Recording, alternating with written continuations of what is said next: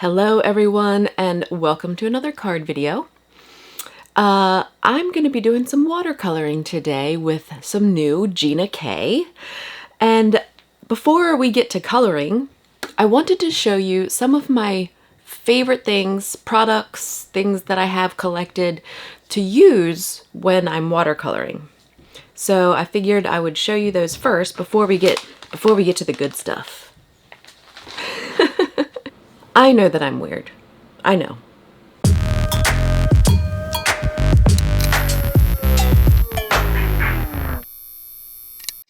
The first thing is these mason jars.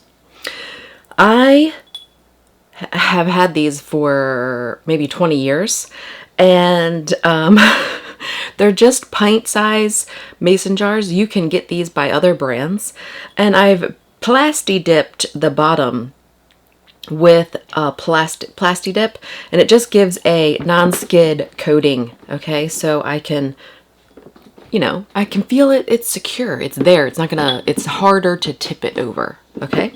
And then I also have this, oh, what are these called? Paint pucks. This is, they have them in all different colors, and I put it at the bottom of my dirty. The black is the dirty and the white is the clean. There, it just sticks in the bottom, and then you fill it up with water. And when you're in there with your brushes, which are next, when you're in there with your brushes, those little knobbies help you clean off your brush. It's really neat. These brushes were recommended to me by Kathy Rakusin. She is the Daily Marker. She also does the Daily Marker 30-day coloring challenge, which you should definitely check out. And these are by Escoda. I might be saying that right. I don't know. These are the travel size, and I love these. One, because I can take them with me. They store really easily. They are fabulous watercolor brushes. These are I will link the things that I can below. Sometimes I can't remember things. Perla, Escoda Perla. And these have like a white synthetic brush tip. That's why it looks green. It stains. So if you get the white tipped brushes, they're not going to stay white unless you make them stay white. And then these are my most recent purchase. These were squirrel hair, synthetic squirrel hair, which squirrel hair is supposed to hold more water. So I wanted to try these out, and these are the Ultimo brushes. They have brown bristles. I don't know all of the terminology. And they have these beautiful leather cases. I don't know if they're real leather, but they're fantastic, especially for traveling. I don't own any of their regular brushes, but I do plan to get some. I just don't watercolor all that often, so this really does the job for me until I need something different, maybe like something that helps me do straight lines or something specific to certain flowers that I'd want to watercolor. I don't. I really just color my stamps, my stamped images. So this is what I love. This is what I love using, and I really don't reach for anything else but these. I'm probably mixing these up. These are my favorite brushes. Thank you, Kathy, for recommending them to me. I love them. My mom lives in North Carolina on the East Coast at the beach. And if you're ever in Morehead City, North Carolina, go to Ginny Gordon's. Look, this was $4. It's a ceramic swan chopstick holder. And I use it to hold my brushes, my watercolor brushes. I've seen other people do this, but I just love this little paper crane because I'm a paper crafter. So I thought it was cute, and it holds two, which I usually go with one smaller one and one of the squirrel hair brushes, but look, so cute.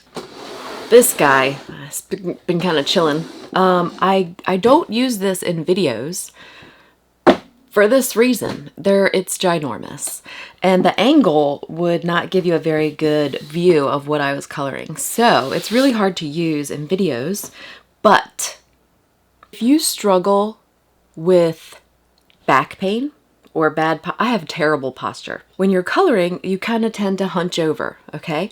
This is an easel that I got off of Amazon to try to help me sit up. To help me sit up while I'm coloring. And it does that, and it keeps it at an angle that I can sit properly and color for long periods of time. These straps didn't come with it. These are silicone straps that I bought from graffiti bands. I think these are like the 24-inch ones. They usually come in like a pack of 2 or 3, I think. It really helps. Okay, I struggle with back pain, and having that better posture when you're coloring really, really helps. So I totally recommend this. This one's huge. You really don't need this big, but I didn't want to have to buy another one, really. And so that's why I got the big one. I mean, I usually only take like a little tiny space. Like that. But I also end up sticking other things, like maybe I'm watercoloring and I have like, you know, an excess piece of paper up here, or I'll start sticking Inktense pencils in here that I'm using at the time. I might get Tim to maybe drill some holes in here to hold brushes. That would be kind of cool. And I kind of have some extra space. So, but I totally recommend this. If you struggle with back pain and coloring and that bad posture, try one of these easels. I mean, what a beautiful mess, right? Watercolor palettes, old, worn, used watercolor palettes are some of the most beautiful images to me. And so this is my go-to palette. These are the watercolors, the tubes that I wanted to start my collection with. And see, I have lots of room to grow. I mix and match the brands because that doesn't, I mean, I do have labels on here. I don't know if you guys will be able to see that, but I do have labels on each of the individual pans so I can write down which ones I use as long as I'm the one who made the pan. Both of these were given to me by my good friend Lisa Hetrick of Indigo Jade Art.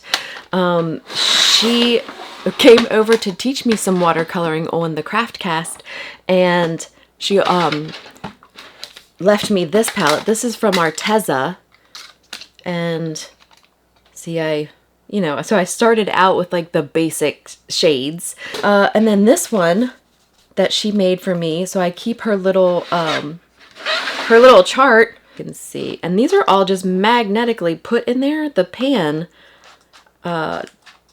just has these little pans have magnets on them, so they can just stick in there. And you can easily get magnet sheets. I get them for many different things because I love magnets, but you can easily put a little magnet on the bottom of your watercolor pan, and then you could use a Z palette. Z palettes are for makeup. They're just huge magnetic pans. So you could put magnets on your pan and then use just a huge Z palette to kind of keep them all in there. But if you're more organized than that and you need these types of palettes, this is what I do. I label the pan and keep everything so I know what I'm using. That's what I'm using today. So let me show you some new products from Gina K. I have these two 6x8 stamp sets. This one with the sunflowers is called Bloom and Grow, and it's designed by Lisa. And then this other one is called Thank You Greetings, and it has a coordinating die for this little banner. So I'm going to be stamping and watercoloring some sunflowers today. Let's do it. We'll see how it goes. I have my water. Oh, I didn't show you the butcher's tray. Let me show you the butcher's tray. This is a butcher's tray. And a piece of silicone. This is just a little scrap piece of silicone. and it's dirty.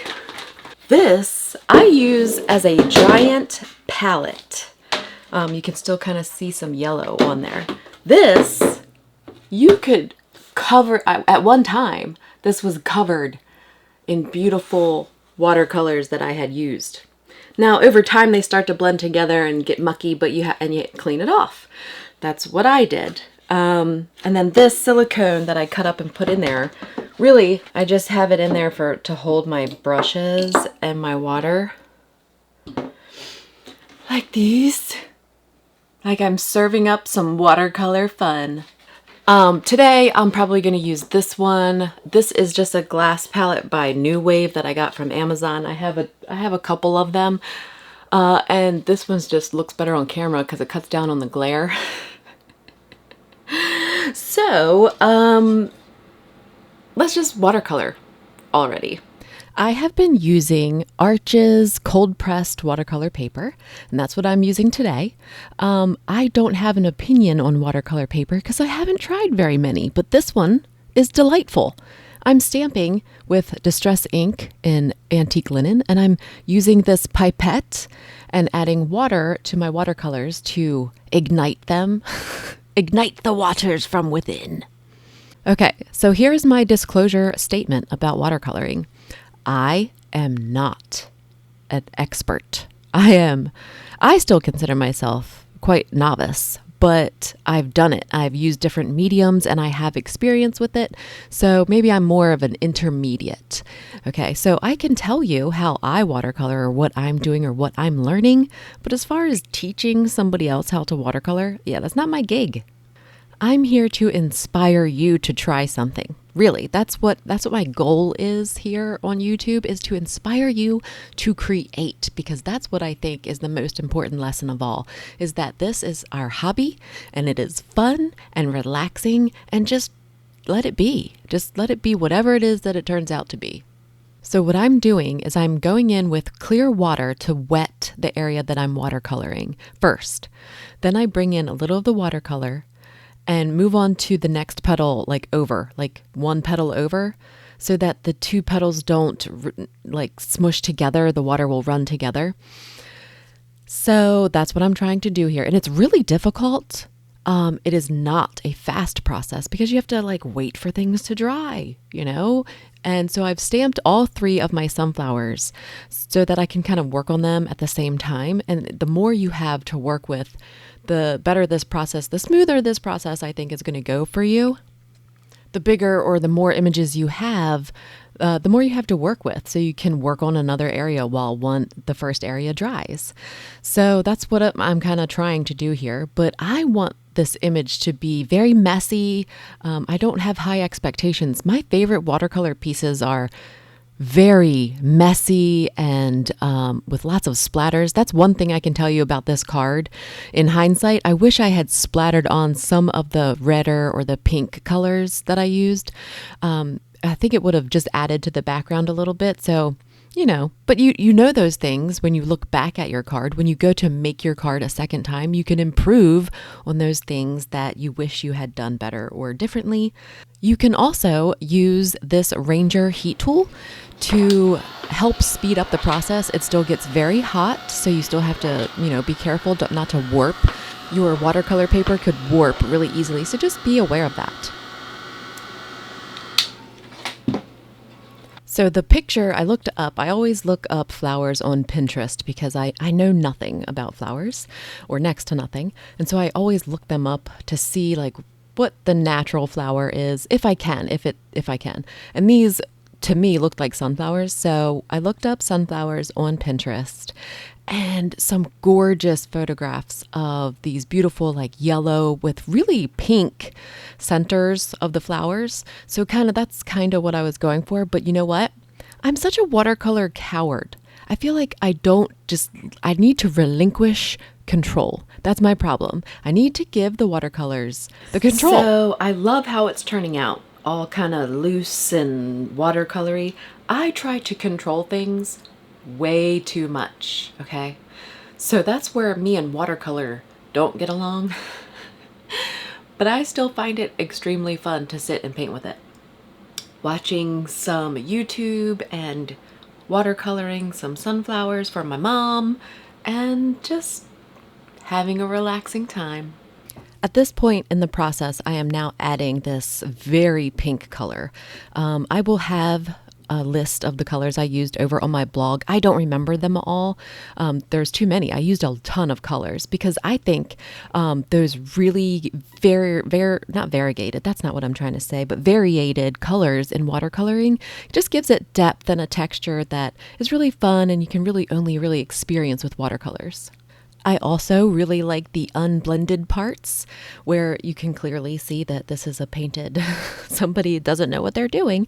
But I like that. There are parts of this that I didn't even paint. I just like that about it. I just think when I look at that, I see somebody had a great time painting that. It might have released some aggression or some stressful thoughts. And when I don't feel like coloring anymore, I stop. Just a quick tip, when you're lining up your dyes for flowers, try to find a significant portion of the image, like right here, this dip, okay? So this dip is significant in the image. So I really just kind of go like this around until it kind of fits somewhere. Now that my images are all cut out, I'm gonna do some stamping on the background to just add a little bit. And also stamp my sentiment. I'm going to stamp the sentiment directly onto the background. I hope. I haven't made this card yet, so winging it. So I wanted to add a little bit more greenery to my background, so I'm searching through my Gina K greens, and jelly bean green is always one of my favorites. So that's what I'm using today to stamp some greenery, some of the solid images from the same Bloom and Grow stamp set. I love that you get a mix of solid and lined images in the stamp set. It really makes it so versatile and you get a ton of different looks from it. I like mixing the solid images with the colored images. I just think it's playful and fun, and I tried desperately to get my whole sentiment to stamp onto the background, but I wanted it to say thank you so much and it wouldn't fit.